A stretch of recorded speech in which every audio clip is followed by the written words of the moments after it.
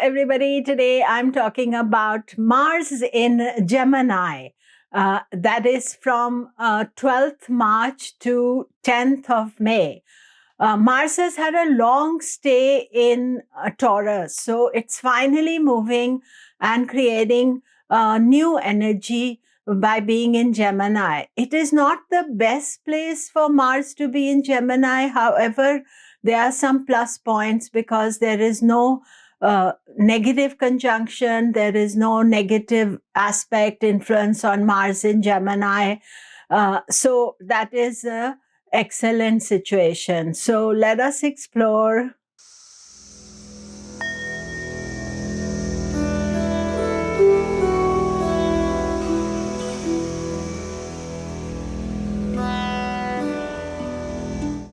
Hello, I'm Komilla Sutton, and we are talking Mars in Gemini.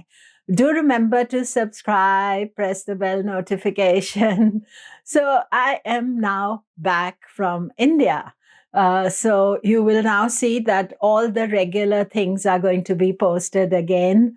I had a wonderful trip, and I'm sharing a video I took at Vedishwaran Kovil. Vedishwaran Kovil is the temple that we go to worship for Mars or any remedy for Mars. And we had a beautiful spiritual trip. There are 5 tirathas or 5 deities that you visit at the Vedishwaran Kovil. There's Lord Shiva, there's Goddess Parvati, there is Lord Ganesha, there is Muruga, and there is Mars. So it was very beautifully organized, and I remember to take some videos of it. And especially one video that I'm sharing now is also connected to the Uchikala Puja, that at about midday they had the bells ringing, and you can see the internal temple as well.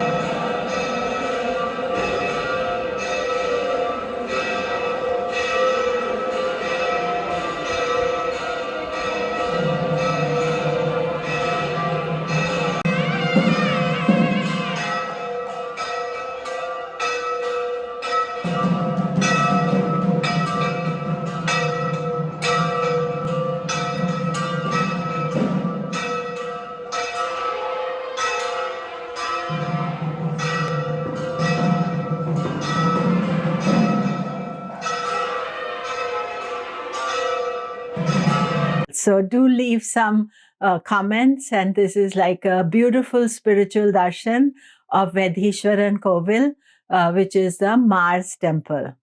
So talking about Mars in Gemini, it's good that Mars has moved because Mars has been in Taurus, it retrograded in Taurus, and therefore certain issues were not shifting at all. And Mars being the planet of action, being in Taurus, it can remain stuck there.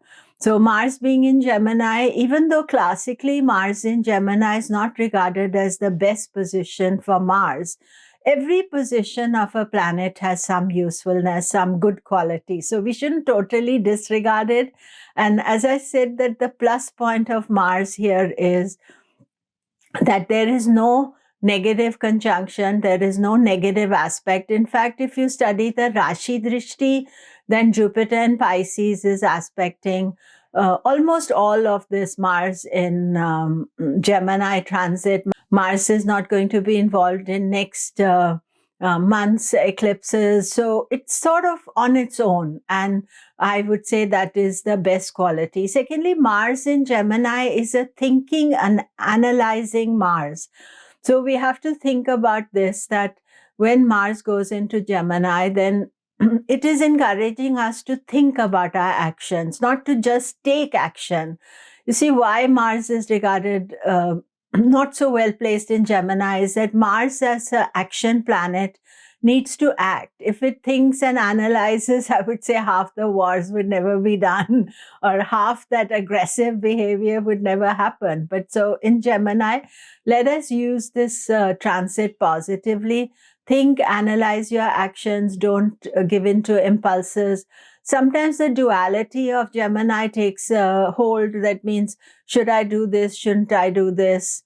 Mercury is going into Aries on 31st of March, and then there will be a parivartana between Mars and Mercury. Mercury in Aries and Mars in Gemini. And I'll talk a little bit more about it in my Mercury video that I make in a week or so. But the thing to remember is that by the Parivartana Yoga, again, this is a Mars that is restless. It wants to make some changes. There's the Parivartana is always encouraging you to think the other side. Of course, then Mars goes into Aries and Mercury comes into Gemini because they're exchanging signs, and Mercury is going to retrograde in Aries. So I would say this is a long Parivartana Yoga between Mercury and Mars. And we do need to watch for that. And of course, then Mars is in Aries by default, we could say, or in actual fact. So there we have Rahu, there we have eclipses. So this underlying quality we should be conscious of. Next month in April, we have the eclipses, April, early May. And although, at the first sight, Mars looks as it is totally comfortable and it's in its Gemini, not connecting to any of these dramas. But because of the Parivartana, it goes into Aries, and in Aries, Saturn is aspecting it, and Jupiter will come there, eclipses will happen. So I would say there are some underlying issues, secret issues, rather than very obvious issues that can create stress for us. How does it affect you? Let us explore. Remember, we are looking at from your ascendant and your moon sign. Aries, of course, Mars in Gemini, third house of action. What should I do? What do I want for the future? So you're two-minded about what you want to do, but good thing is Mars has moved signs. And then end of March, when Mars does parivartana between Aries and Gemini, Mercury in Aries, Mars in Gemini, you are wanting to make some changes. This energy lasts up to 10th of May. So some changes are conscious, something happens unconsciously. So I think you should think about the underlying issues that are not obvious to you, and they can come and surprise you, but as astrologers, we should be aware of it.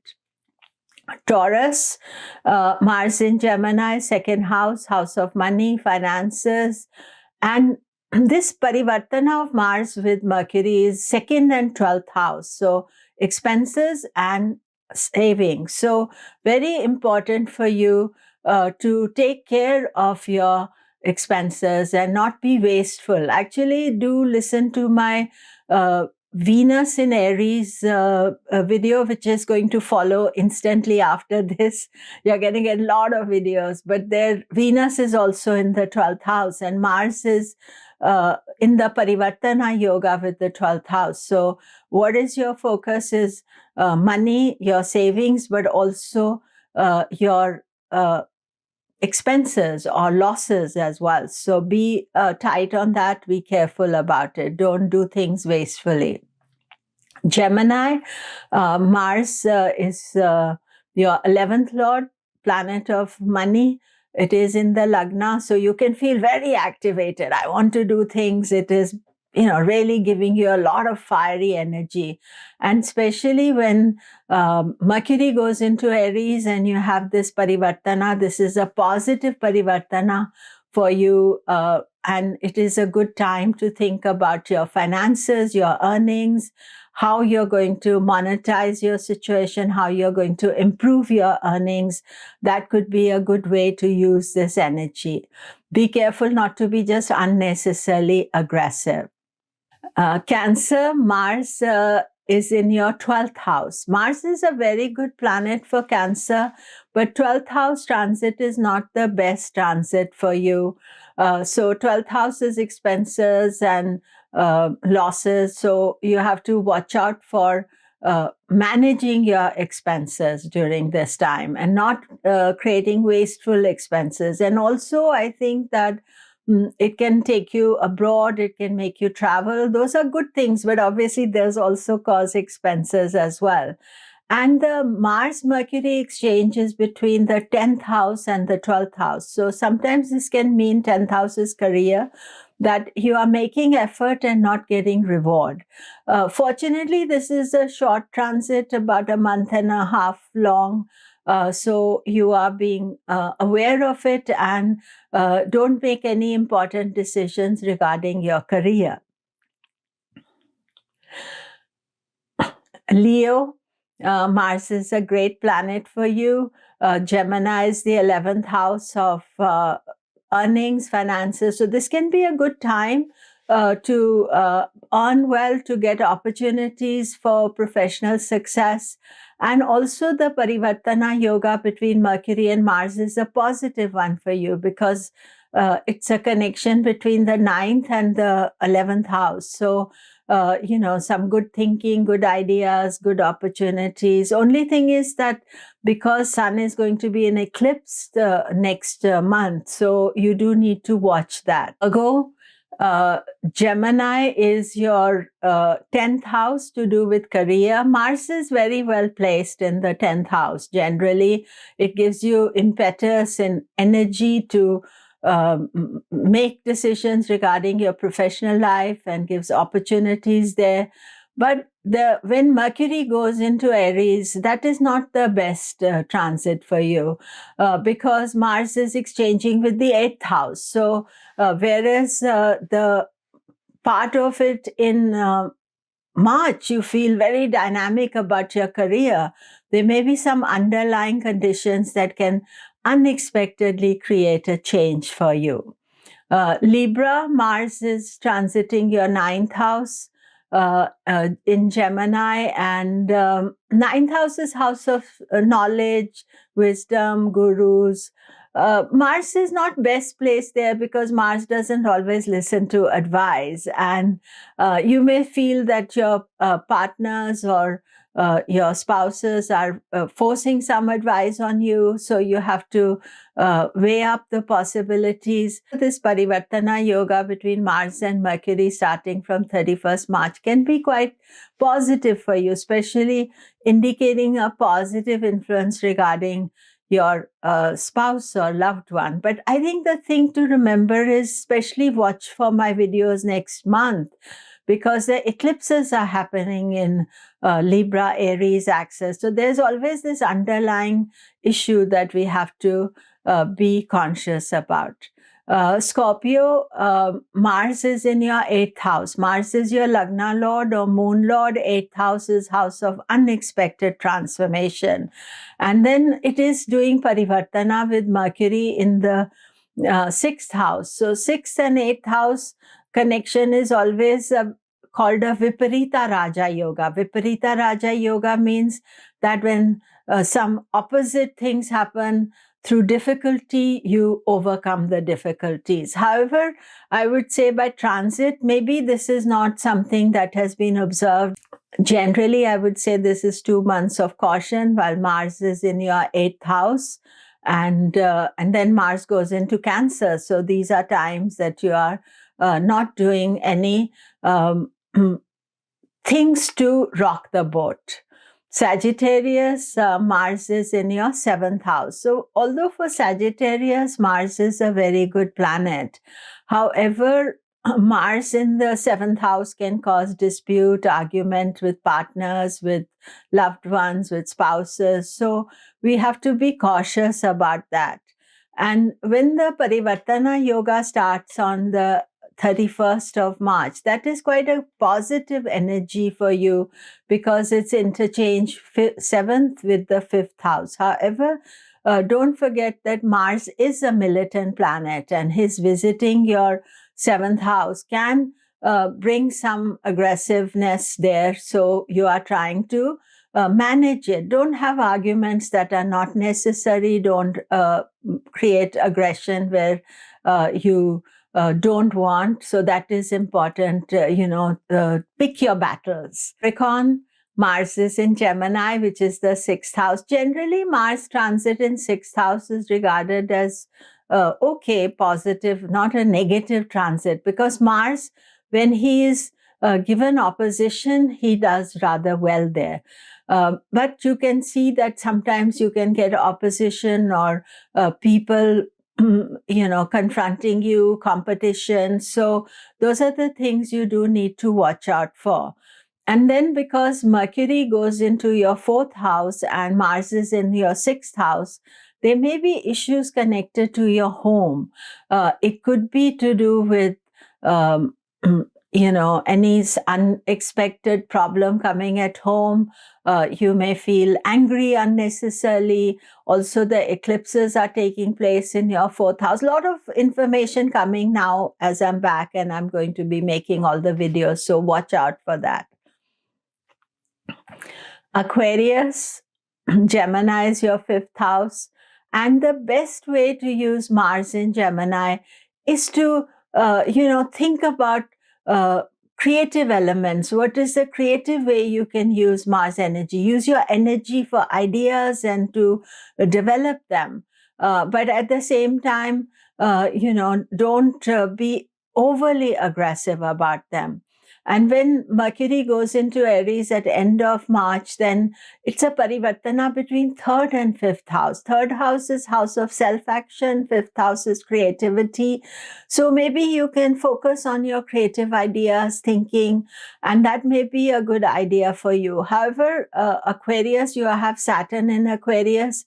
So everything with the capital caution. Restraint, caution, those should be your keywords just now. Pisces, Mars in Gemini is in your 4th house. Mars in Gemini is a good planet for you. You also have Jupiter in Pisces up to late April. So at the beginning, this is quite good. Jupiter is aspecting Mars by rashi drishti. And rashi drishti means it is having a calming effect on your Mars. But 4th house is about home and happiness, and sometimes Mars in the 4th can make you feel inner hidden anger or aggression.